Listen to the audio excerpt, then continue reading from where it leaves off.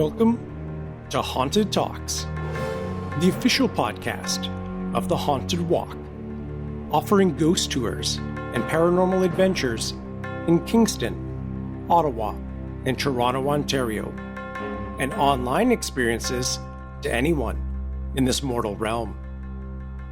My name is Jim Dean. I am the creative director, and we thank you so much for joining us for the episode.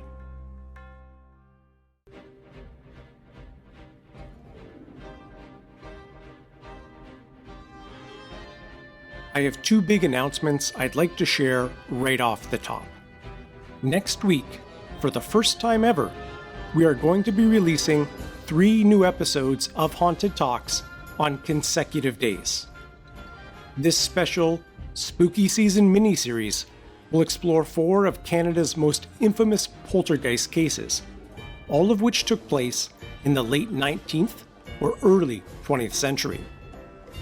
Beyond sharing these terrifying tales, we are also going to be considering the similarities between them, and if there's any significance that they took place around the same time.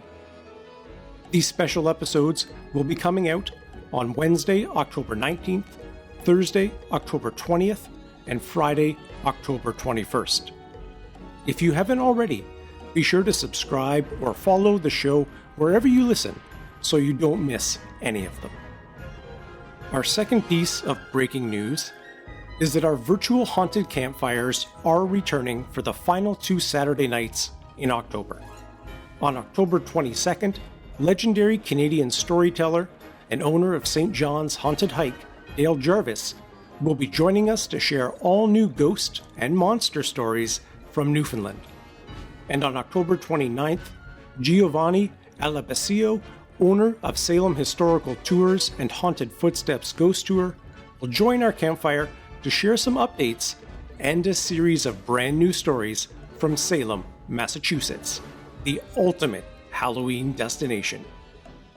Before October 22nd, you can save $5 when you purchase tickets for both campfires, which can be watched from anywhere in the world, and each ticket holder gets access to the recordings in case you can't make it to the live show or want to watch it later.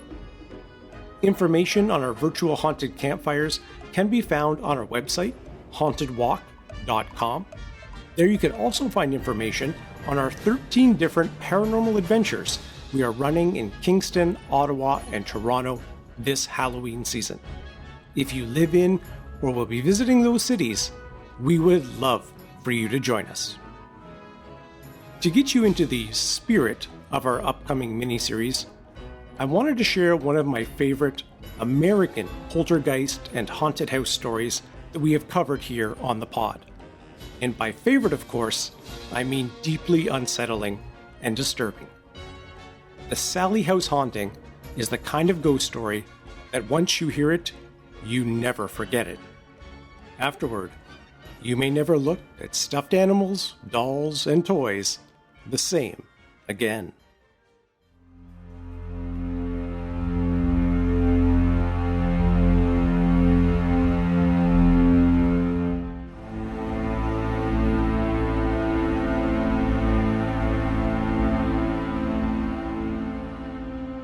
In 1993, expecting parents Deb and Tony Pickman moved into a rental property in Atchison, Kansas. The 2-story home was built in 1872 for the family of a local doctor. From its exterior, it looked deceptively small. Inside, it was rather spacious, boasting 3 good-sized bedrooms, 1.5 baths upstairs, and a spacious and open floor plan. What is so unique about this case is that Deb Pickman was taking notes throughout the haunting, and in fact, she has published a book based on her notes called Sallie House Haunting, a true story by Deborah Pickman. Deb writes, "We had our first look at the place in mid-December. The feeling in the house was comforting and calm. It had plenty of room for our family and seemed perfect. With the help of family and friends, we moved in on New Year's Eve, 1992. For the first month or so, all seemed well. The first thing the couple began to notice was when they were watching TV in the living room, the overhead light would sporadically become very dim, and then minutes later would suddenly burst out to its full wattage. Bulbs were changed, fuses were replaced, and they even had an electrician over to investigate, who found no answers. The lights continued to flicker until one night when Tony said, "Maybe we have a ghost." After that particular activity stopped. The following days held other and more strange activity. Tony found one of the cats sitting outside of the nursery, hissing into the empty room. Deb began to regularly feel cold air rushing past her, particularly as she was moving up or down the stairs. Very late one evening, while she was in bed, she was awoken to a blood-curdling scream. Thinking that her life was in danger due to a screaming intruder in her house, she quickly tried to get out of bed, when she felt something very heavy strike her face and body. She was now the one screaming at the top of her lungs. The unusual activity in the house became more obvious after the birth of the Pickman's son, Taylor. One evening, after returning home, the family discovered that the stuffed animals in the nursery had changed positions. As Deb describes it, all of the stuffed animals had been neatly placed in a circle with their backs to each other on the floor in the middle of the room. We were sure that someone had played a trick on us. Trying to be logical about the situation, we thought briefly about whether the wind or the cats might have knocked the bears to the floor. But all the windows were closed, and neither of these explanations would account for how all the bears were so neatly positioned.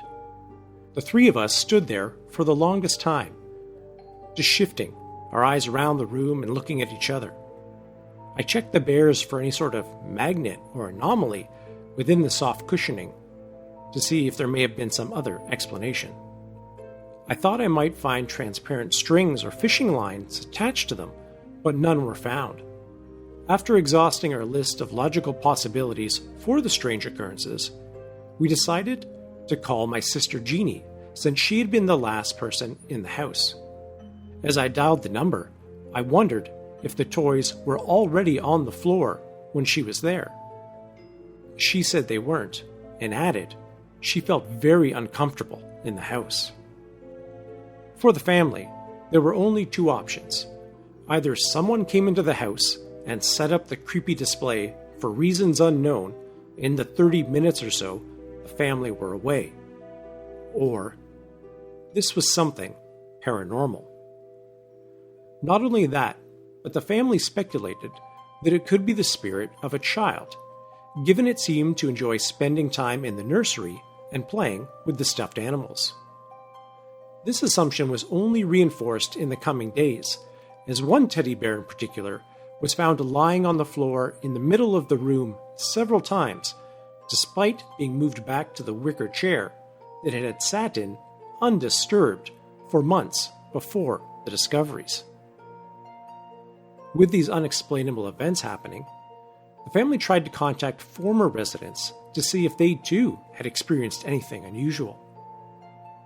One reported that she would often smell something odd or foul in the house. She also said that her young son had slept in the corner bedroom, now the nursery. She went on to say that she was always picking up his toys and reprimanding him for not putting them away, and the boy would always protest his innocence. The mother had chalked it up to the typical fibs of a child not wanting to be responsible for picking up his toys. She added that her daughter had the bedroom with the walk-in closet. She hadn't remembered anything strange about the room, with one exception. She remembered her little girl had not only grown very attached to an imaginary playmate named Sallie, but would entertain herself for hours, playing with her in the closet. Remarkably, the little girl had not spoken of Sallie since moving away. Could Sallie be the playful poltergeist? The stuffed animals were not the only objects that were being affected. A framed photo of Deb and Tony was ominously found hanging upside down on the wall.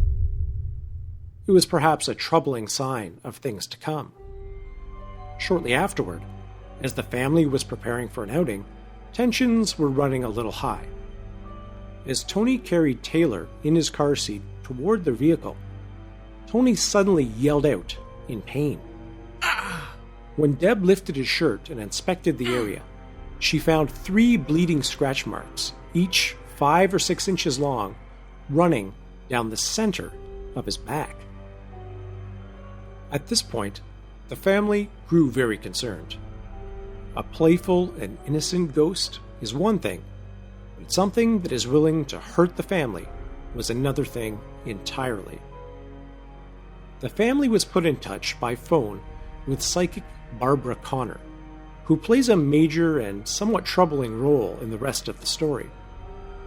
She reinforced to the family the idea that the spirit was in fact young Sallie, and that the spirit had been trying to protect the baby and had misread the stress of the day as being a danger to the child. Connor suggested that they engage with Sallie like they would any other child, set firm boundaries, provide discipline when they are crossed, and most of all, acknowledge her presence and seek to include her in family activities. This begins a very unusual relationship between Deb and the entity in particular.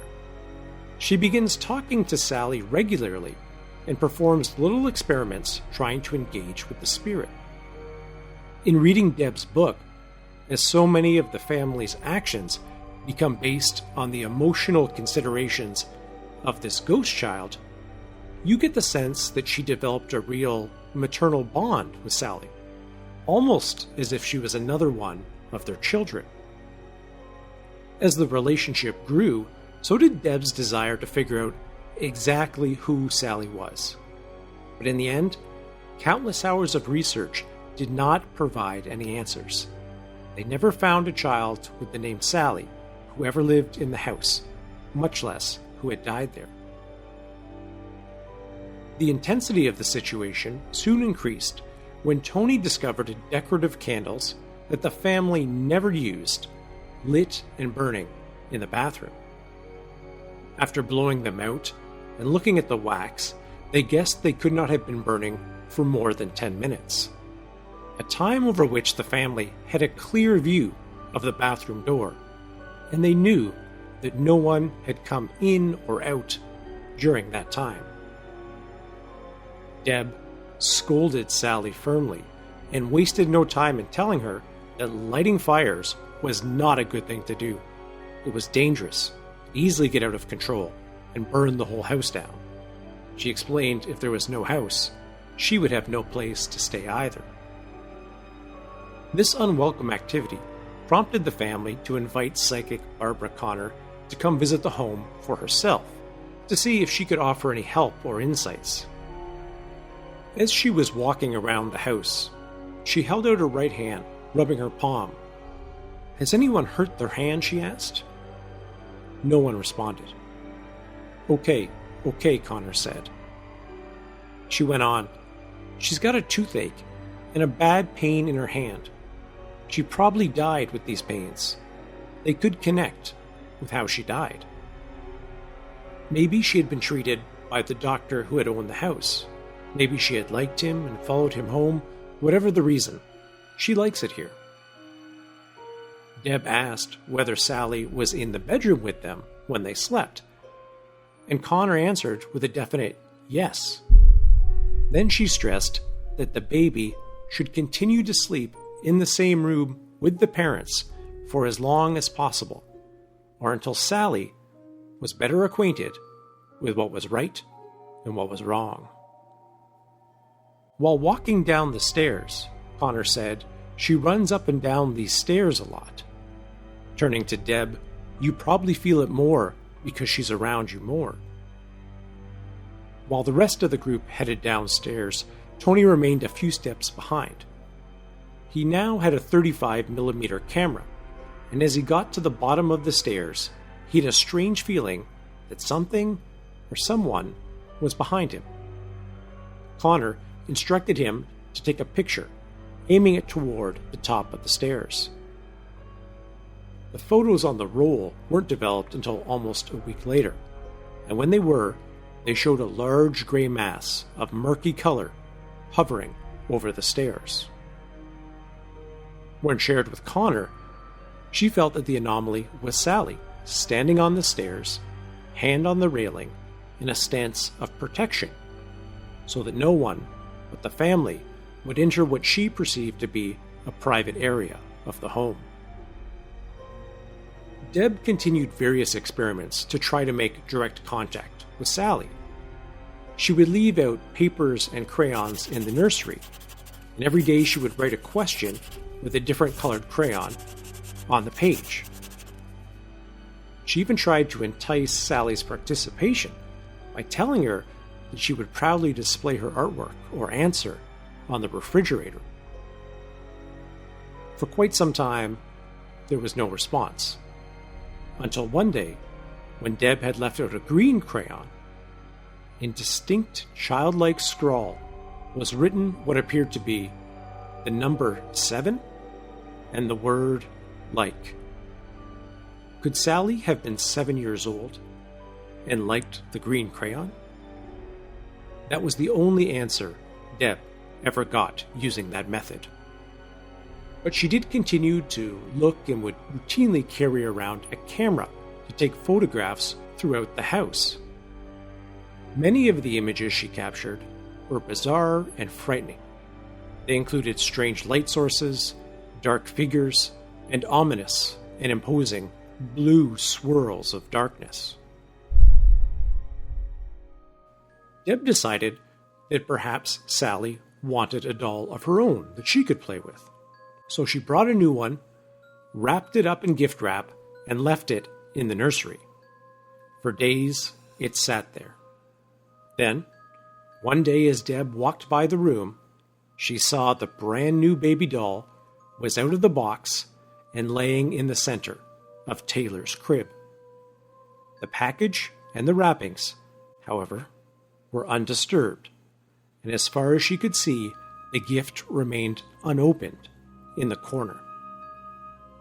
Deb carefully opened the box and found it was completely empty, except for the cardboard support that once held the doll. The box had certainly been opened in some manner, as the flaps showed signs of being opened and closed again.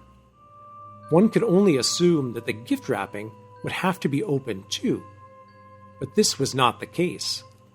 The wrapping paper looked untouched, the tape undisturbed.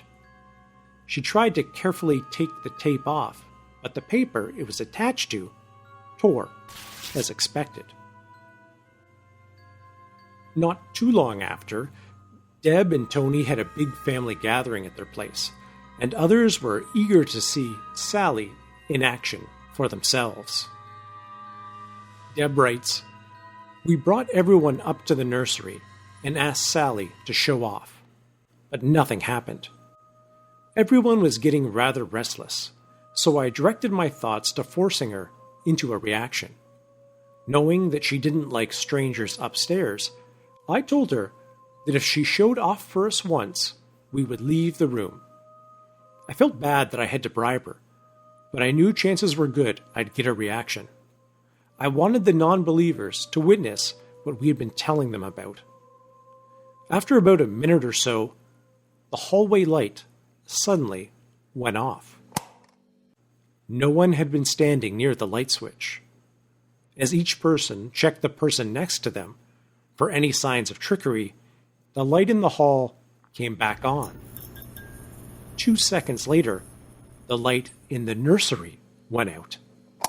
Then it came back on. Our guests saw what they needed to see, and although many did not know how to respond, some simply took a deep breath and stated they had seen enough. A few thanked Sallie, and I kept my promise and shuffled everyone out of the nursery and down the stairs. And I told her she was a good girl and turned the light off before I left the room myself. Not long after, Tony found some damp laundry sitting in front of the dryer. Believing his wife in a hurry had forgotten to throw it back in after taking something out, he threw the damp clothes back inside and started the cycle. He immediately heard a loud thumping noise, but ignored it, thinking somewhere in the load was a pair of tennis shoes or some other moderately heavy object. He played a little with the baby and turned on the stereo in the living room and headed to the front closet for the vacuum. He'd only taken a few steps before the music from the stereo abruptly stopped. As Deb writes, he went back to find it had been turned off, and he turned it back on. A few steps towards the closet, and the music stopped again. Having gone through this many times before, he resolved to just leave it off rather than play the on-off game with an ornery little spirit.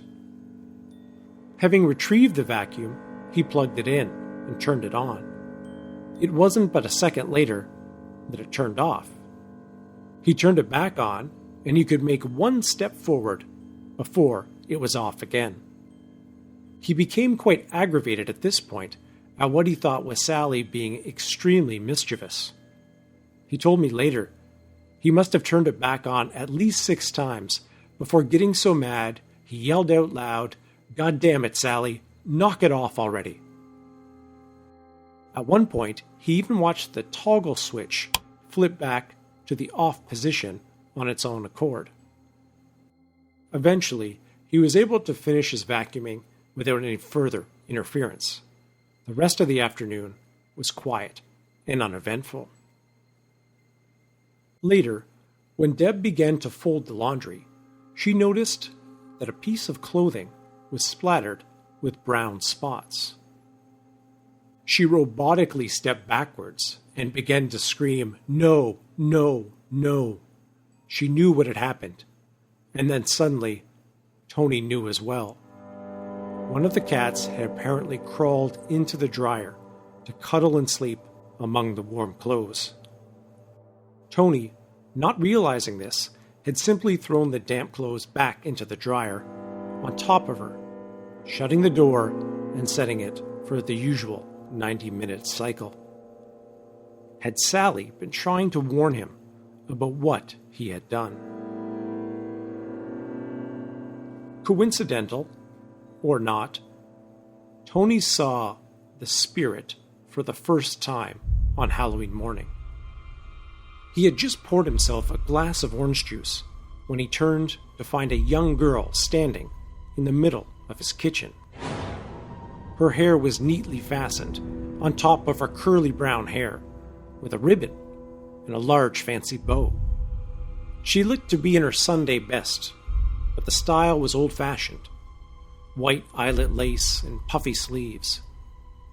She had sweetly round cherub cheeks. She stood there, shocked, curious, and motionless, staring at him wide-eyed. The glass slipped from Tony's hand and hit the floor. When he looked back up, the little girl was gone without a sound. He immediately searched the rest of the house, but could not find her. And he could not believe how real she looked, no different than a regular person. After discussing her appearance, Tony and Deb agreed that this little girl didn't seem like the kind of child that would do all the things they had witnessed. She didn't look rebellious, ornery, or mischievous.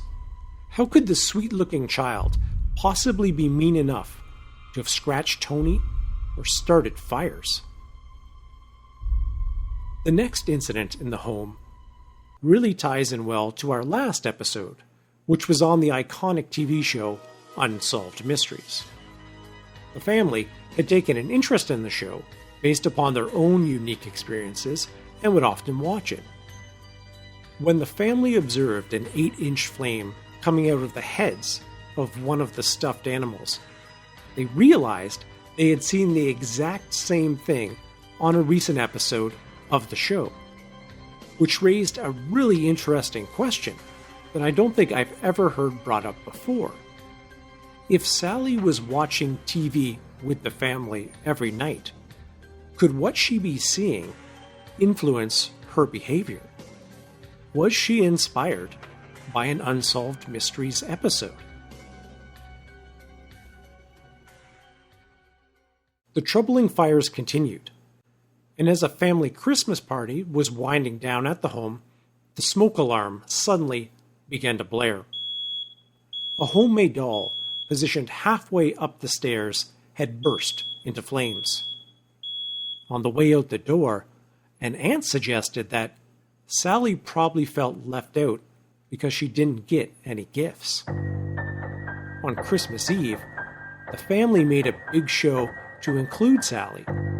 Including when a friend dressed as Santa came to visit, the family took photos with their son, Taylor, on one of Santa's knees, while he wrapped his arm around an invisible child, apparently sitting on his other knee.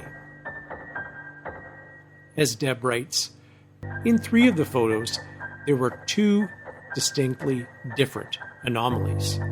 One is a grayish mass, the other a cloudy-looking blur of lights. These visuals certainly confirmed, to Deb at least, what Tony had known for a little while. There was more than one spirit in the house. As the family approached the 1-year anniversary since they moved in, it was clear the activity was increasing and becoming more terrifying. And it seemed more and more to be focused on Tony. He reported a strange dream in which he felt he was being pulled out of their bed by his wrists by an unseen attacker. Later that day, Tony began to feel a persistent pain in his wrists.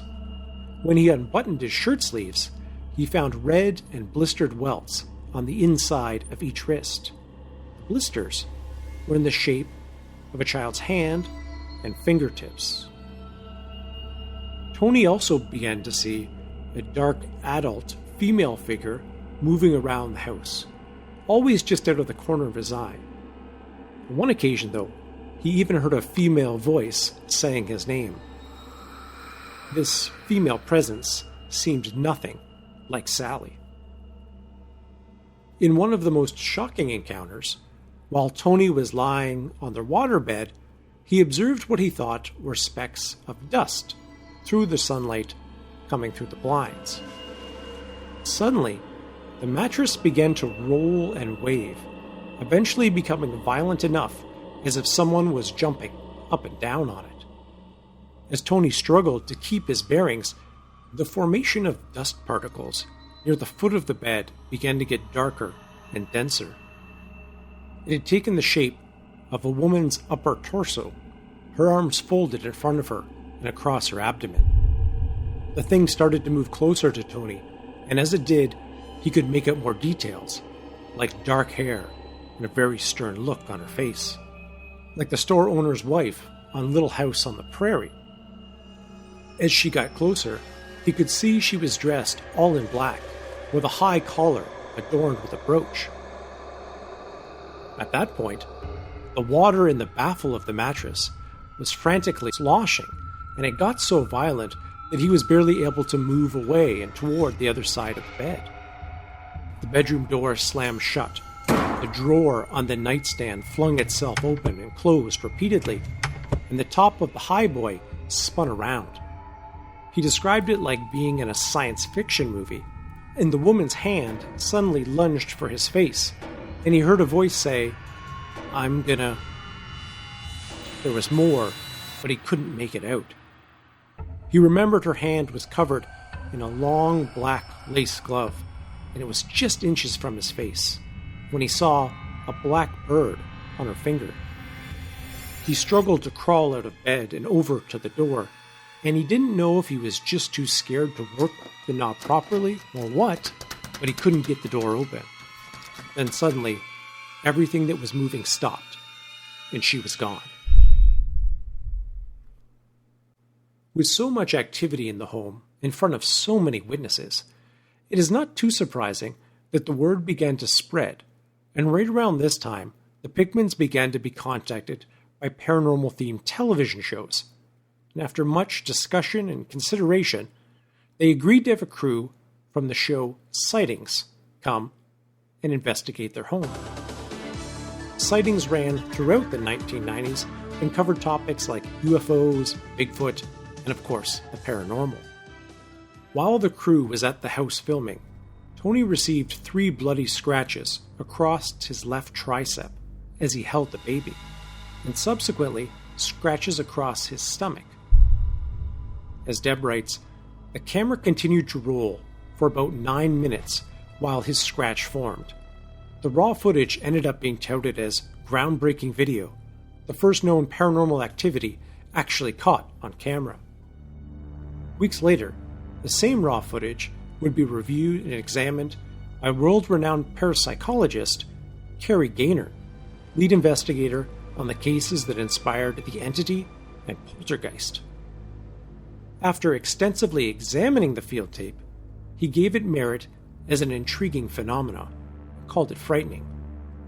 He seemed especially excited by the fact the camera had not pulled away from the scratches for the entire 9 minutes, but cautioned further study and investigation was required.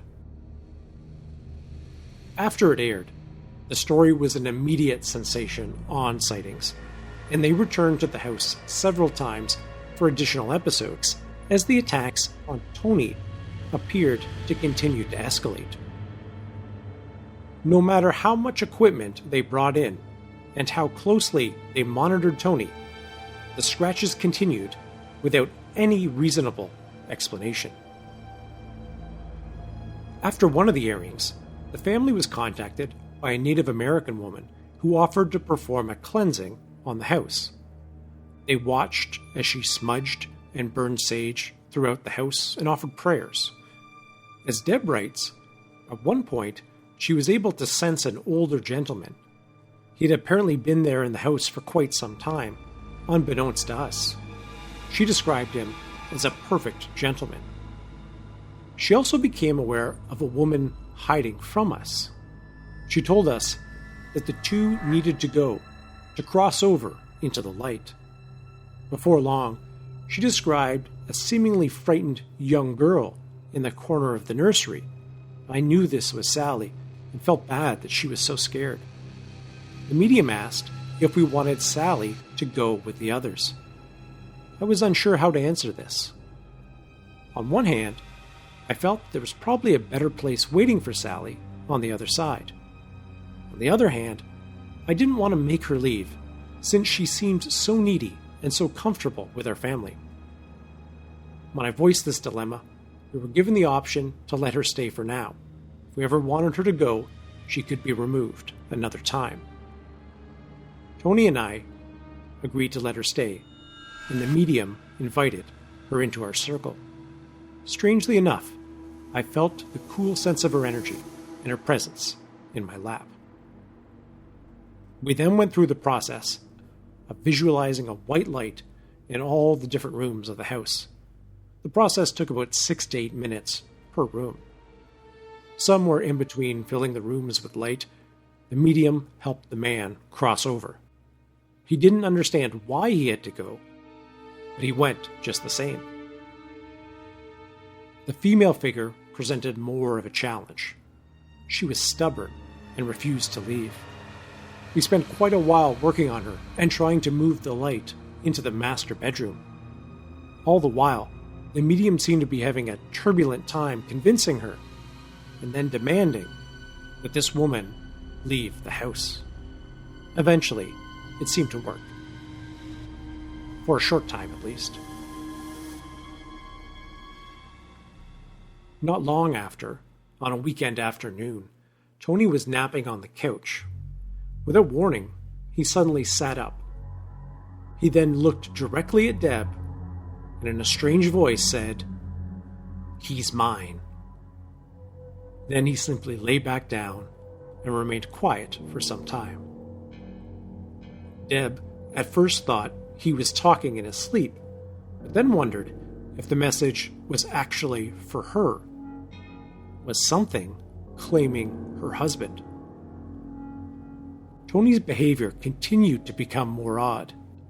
He phoned Deb at work one day and suggested it was time for them to move because it felt like someone was going to get hurt, and he thought that someone was going to be Deb.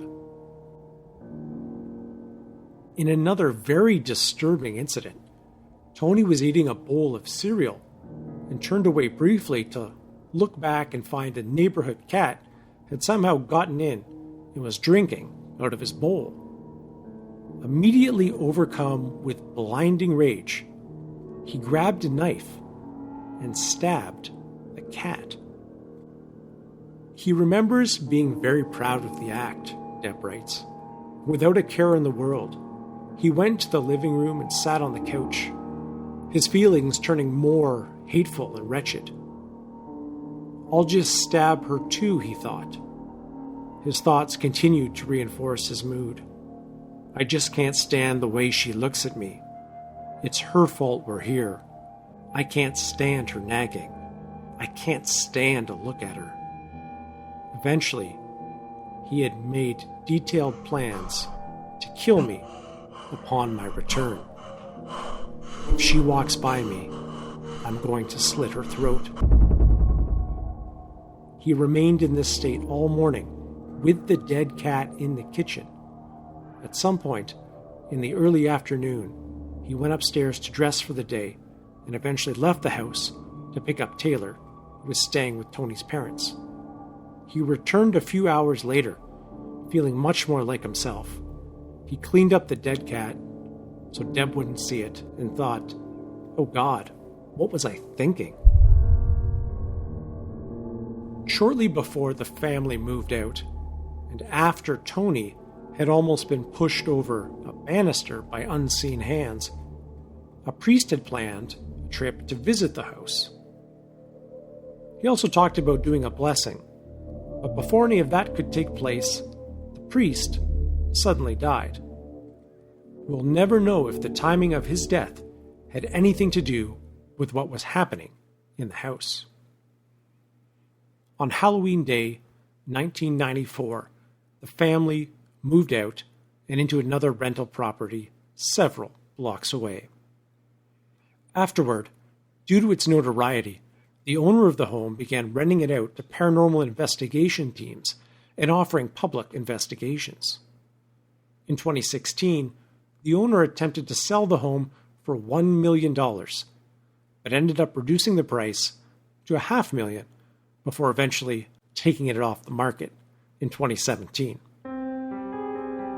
On their website, Deb and Tony Pickman recommend that no one should enter the home, and investigators may be risking far more than they bargained for.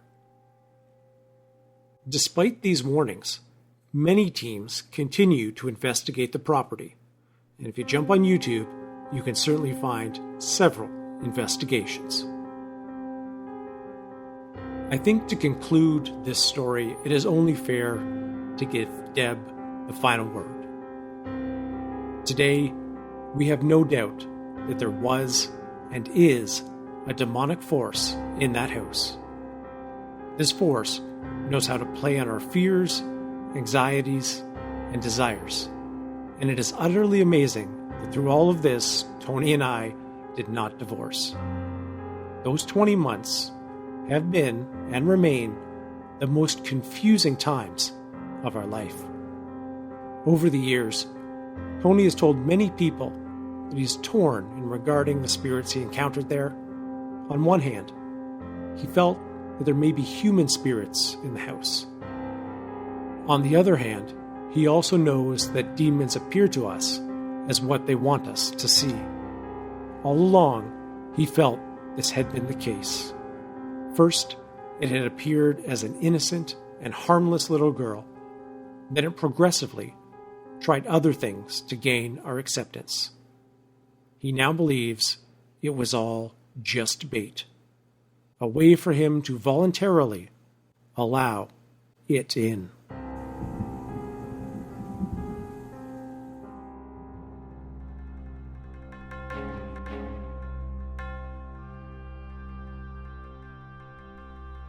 Thank you so much for joining us for this episode. Next week is going to be huge with our 3-part miniseries on Canadian poltergeist stories, so be sure to subscribe or follow the show wherever you listen so you know when those are coming out.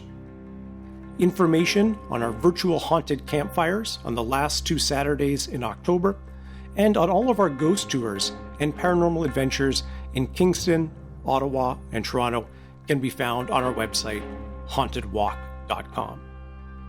Be sure to follow us on Facebook, Instagram, TikTok, and Twitter for all the latest news and updates. And 2 easy ways you can help support the show are to leave us a 5-star review wherever you listen, and during this spooky time of year, to recommend Haunted Talks to friends, family, or anyone you know who's interested in things that go bump in the night. As always, a special thanks to our Haunted Talks team, including Michelle Dennis, our outstanding audio editor. Until we meet again, sweet dreams.